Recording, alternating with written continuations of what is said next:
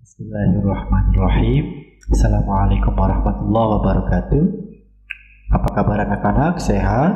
Semoga sehat selalu dan dalam lindungan Allah Subhanahu wa Ta'ala.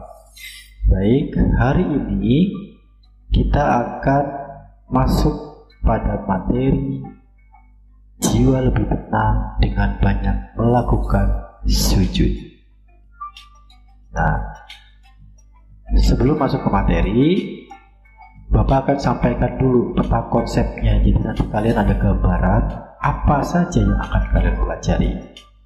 Berikut peta konsepnya. Jadi nanti kita bahas apa itu sujud, kemudian sujud sahwi, sujud tilawah, dan sujud syukur, termasuk ketentuan dan dalil naklinya, tata cara dan praktiknya, dan termasuk di dalamnya hikmah-hikmah ya, yang bisa kita ambil dari materi tentang 3 sujud. Nah, setelah mempelajari materi ini, diharapkan kalian akan tumbuh sikap mulia, diantaranya semakin dekat dengan Allah, meningkatkan rasa syukur kepada Allah, membiasakan diri untuk rendah hati, menjauhkan diri dari perilaku sombong, menumbuhkan perasaan tenang dan percaya diri. Kita bahas secara umum sujud itu apa. Nah, sujud merupakan satu bentuk kepasrahan dan penghambaan diri kepada Allah. Nah, pada saat kita sujud, maka dahi, telapak tangan, kaki, dan lutut semua menempel ke tanah atau alas sujud. Nah, inilah posisi paling ideal sebagai bentuk kepasrahan, ketundukan, dan kepatuhan total kepada Allah Subhanahu wa Ta'ala. Materi kali ini seperti tadi di awal sudah disebutkan, yang dimaksud di materi ini adalah bukan sujud yang ada di dalam rukun sholat ya, melainkan sujud-sujud di luar itu ya. Apa saja sujudnya yang akan kita pelajari? Oke, yang pertama adalah sujud syukur, sujud sahwi, dan sujud tilawah. Nah, kita akan bahas satu persatu ya. Baik, pembahasan pertama tentang sujud syukur. Apa itu sujud syukur? Nah, pengertian sujud syukur secara bahasa, syukur itu artinya berterima kasih kepada Allah Subhanahu wa Ta'ala. Maka sujud syukur ialah sujud yang dilakukan ketika seseorang memperoleh kenikmatan dari Allah atau telah terhindar dari bahaya. Nah, kita kupas lagi nih tentang dasar hukum sujud syukur itu sendiri ya. Baik, hukum sujud syukur adalah sunnah. Masih ingat tentang hukum sunnah itu apa? Jadi sunnah itu berarti sesuatu yang kalau dilakukan mendapat pahala, tapi jika tidak dilakukan tidak mendapatkan dosa. Itu sunnah ya namanya ya. Nah, dari dasar hukum sujud syukur atau dalilnya adalah dari atau berdasarkan hadis Rasulullah yang diriwayatkan oleh Abu Dawud dan Tirmizi. An Abi Bakrata anna Nabiy sallallahu alaihi wasallam kana idza atahu amrun yasurruhu aw bushra bihi kharra sajidan syukran lillah. Rawahu Abu Dawud wa Tirmizi, yang artinya dari Abu Bakrah, sesungguhnya apabila datang kepada Nabi sallallahu alaihi wasallam sesuatu yang menggembirakan atau kami suka, beliau langsung sujud bersyukur kepada Allah ya. Jadi ini dalil untuk melakukan sujud syukur. Berikutnya kita bahas tentang sebab sebab-sebab melakukan sujud syukur. Jadi apa saja yang menyebabkan seseorang melakukan sujud syukur? Yang pertama adalah karena mendapatkan nikmat dari Allah Subhanahu wa Ta'ala. Nah, yang kedua, sebabnya adalah terhindar dari bahaya atau kesusahan yang besar. Misalkan terhindar dari kecelakaan, terhindar dari bencana alam. Berikutnya tentang tata cara melakukan sujud syukur.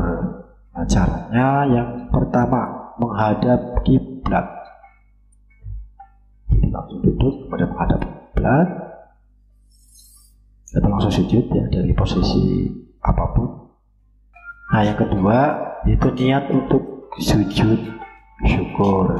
Ya cukup dalam hati, misalkan saya niat sujud syukur sunnah karena Allah Ta'ala.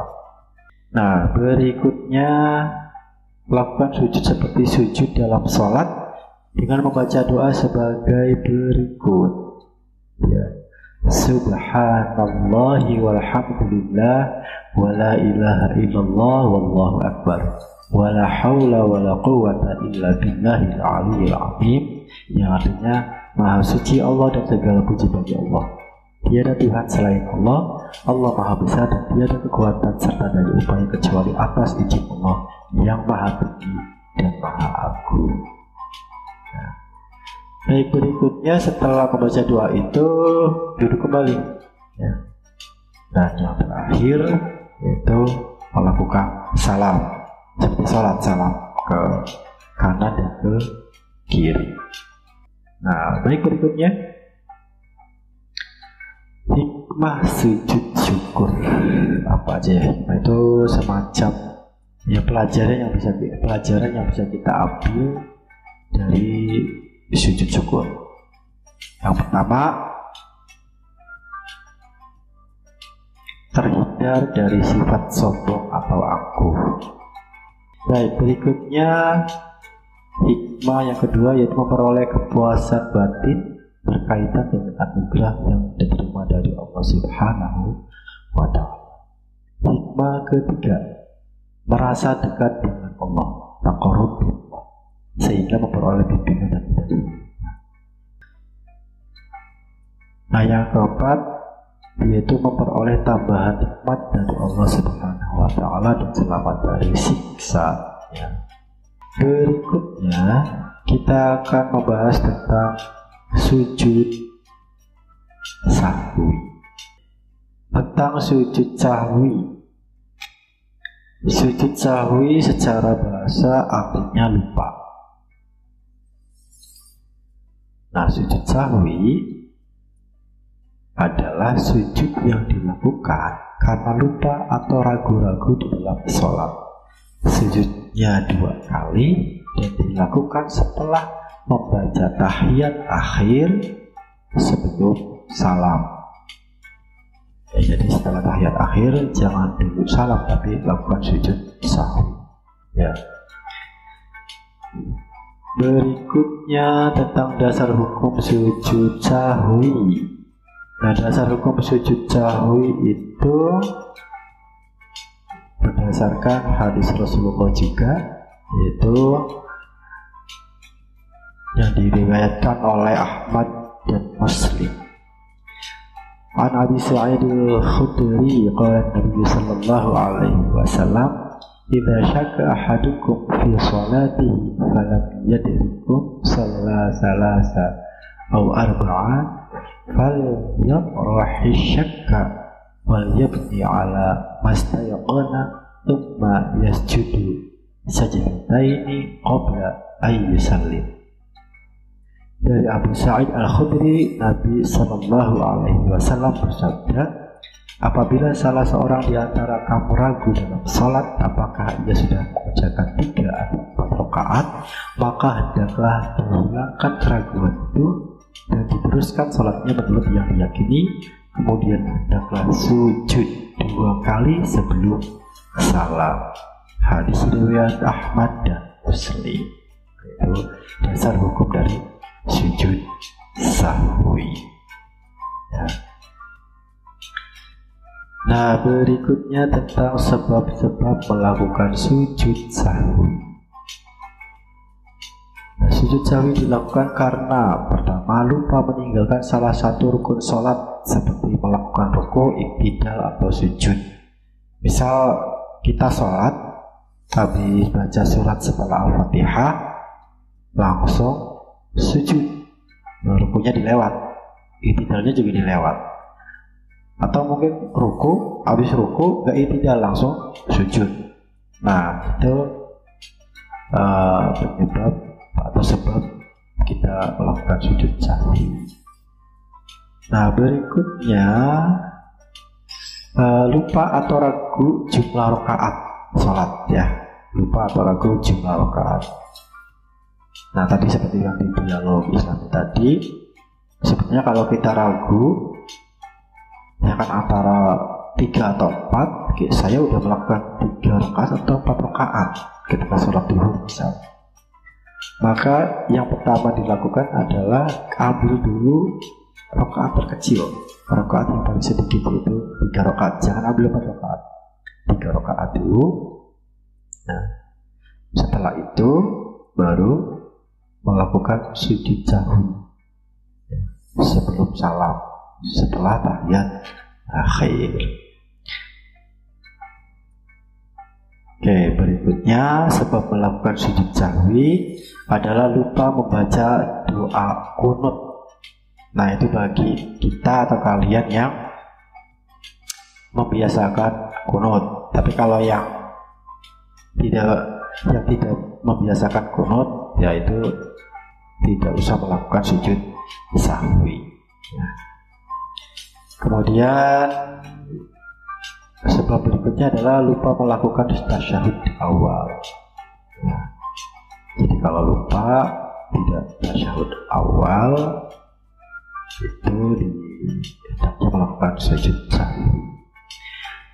Kemudian kelebihan atau kekurangan dalam jumlah rakaat ini hampir sama dengan nomor 2 ya. Oke. Jadi kalau yang nomor 5 ini ketahuannya, jadi ingat apa yakin ingatnya itu ya setelah tapi ketika sudah hampir mau salam gitu ya. Nah, kalau diyakini kelebihan atau kekurangan jumlah rakaat, maka lakukanlah sujud sahwi. Baik, berikutnya tentang tata cara melakukan sujud sahwi. Oke, yang pertama, setelah selesai membaca tahiyat akhir, tulisannya nggak kelihatan.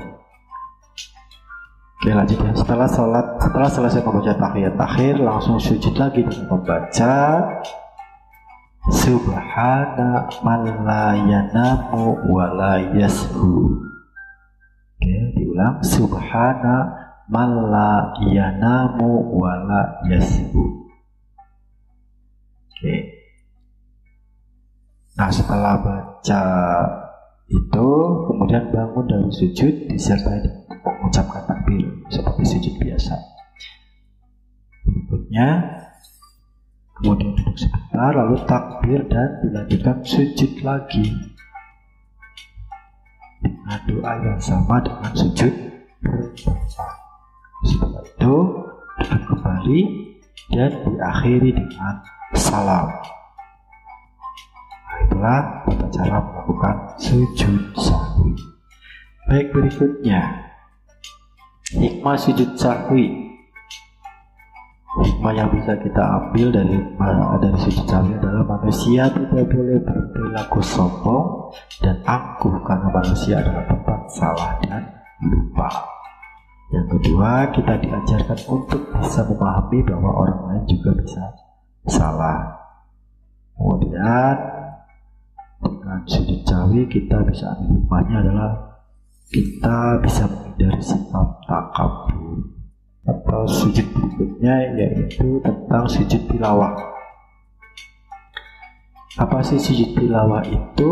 Secara harfiah atau secara bahasa, sujud atau tilawah adalah atau artinya bacaan. Sujud tilawah ialah sujud yang dilakukan karena membaca ayat-ayat sajidah. Ayat-ayat sajidah dalam Al-Quran ketika sholat maupun di luar sholat, baik pada saat membaca atau menghafal sendiri atau pada saat mendengarkannya. Ya, jadi kalau kita baca surat atau ayat sajidah itu dianjurkan melakukan sujud tilawah. Atau ketika kita mendengar orang membaca ayat sajidah, kita juga dianjurkan untuk melakukan sujud tilawah. Dasar hukum sujud tilawah. Hukum sujud tilawah adalah sunnah. Dalilnya An Ibni Umar an-Nabiyya sallallahu alaihi wasallam kana yaqra'u 'alaina al-Qur'ana fa idza marra bi sajdah kabbara wa sajadana ma'a. Rawahu Tirmidzi. Artinya dari Ibnu Umar, sesungguhnya Nabi sallallahu alaihi wasallam pernah membaca Al-Qur'an di depan kami. Ketika bacaannya sampai pada ayat sajdah, beliau takbir lalu sujud, maka kami sujud bersama-sama beliau. Berikutnya tentang sebab melakukan sujud tilawah, yaitu karena pada saat membaca atau mendengarkan bacaan Al-Quran menemukan ayat-ayat sajdah, baik pada saat sholat maupun di luar sholat. Ya. Berikutnya tentang ayat-ayat sajdah itu surat dan ayat keberapa? Oke, ini daftarnya ada Al-A'raf ayat 206, Ar-Ra'd ayat 15, An-Nahl 49, Al-Isra ayat 109, Al-Hajj ayat 18, Maryam ayat 58, Al-Hajj ayat 77, Al-Furqan ayat 60, An-Naml ayat 25, As-Sajdah ayat 15, Shad ayat 24, Fusilat ayat 38, An-Najm ayat 62, Al-Insyiqaq ayat 21, dan Al-Alaq ayat 19.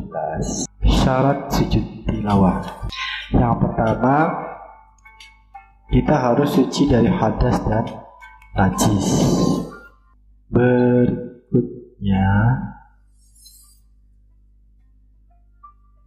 menghadap kiblat.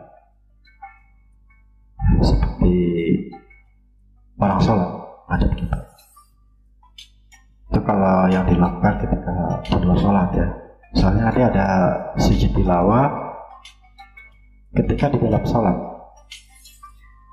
Nah, yang ketiga adalah menutup aurat. Yang keempat,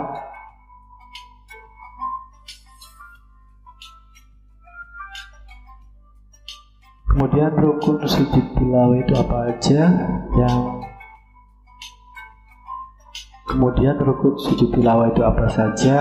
Yang pertama, niat. Yang kedua, takbiratul ihram, seperti ketika di awal sholat. Kemudian sujud satu kali dengan diawali bacaan takbir. Kemudian duduk setelah sujud dengan tumakninah, berhenti atau diam sebentar tanpa membaca tasyahud. Berikutnya salam ya. Jadi itu rukun sujud tilawah ya. Nah, berikutnya sujud tilawah ada dua macam. Yang pertama, sujud tilawah yang dilakukan di luar sholat. Yang kedua, sujud tilawah yang dilakukan di dalam sholat. Lalu bagaimana tata cara sujud tilawah di luar sholat? Yaitu satu, berdiri menghadap kiblat. Yang kedua, berniat melakukan sujud tilawah. Yang ketiga, takbiratul ihram. Yang keempat, sujud satu kali. Tadi seperti yang ada di pembahasan sebelumnya. Pada saat sujud membaca doa sebagai berikut. sajada wajhiya lilladzi khalaqahu wa syaqqa sam'ahu wa basarahu bihaulihi wa quwwatihi. Oke, berikutnya duduk sejenak dan salam. Nah, itu tentang tata cara sujud tilawah di luar sholat. Nah, sekarang sujud tilawah yang kedua, ya, jenis kedua atau yaitu di dalam sholat. Jadi tata cara sujud tilawah di dalam sholat. Pada saat kita sedang berdiri dalam sholat, membaca ayat sajadah atau imam membaca ayat sajadah, kita langsung melakukan sujud satu kali dengan membaca doa sujud tilawah seperti yang tadi. Kemudian setelah selesai melakukan sujud tilawah tersebut, kita langsung berdiri lagi dan melanjutkan sholat kembali. Oke, berikutnya hikmah dari sujud tilawah. Yang pertama, dijauhkan dari godaan setan. Jadi bagi umat Islam yang melakukan sujud tilawah, insya Allah terhindar dari godaan setan dan kesatan yang membuat kita melakukan maksiat dan dosa. Hikmah berikutnya yaitu lebih menghayati bacaan dan makna Al-Quran yang sedang dibaca. Berikutnya mendekatkan diri kepada Allah Subhanahu wa Ta'ala. Sujud tilawah, insya Allah kedekatan kita kepada Allah akan lebih dekat, lebih rapat, ya. Taqarrub ilallah. Oke, itu materi kita hari ini. Terima kasih atas perhatiannya dan mudah-mudahan bermanfaat. Sekian, assalamualaikum warahmatullahi wabarakatuh.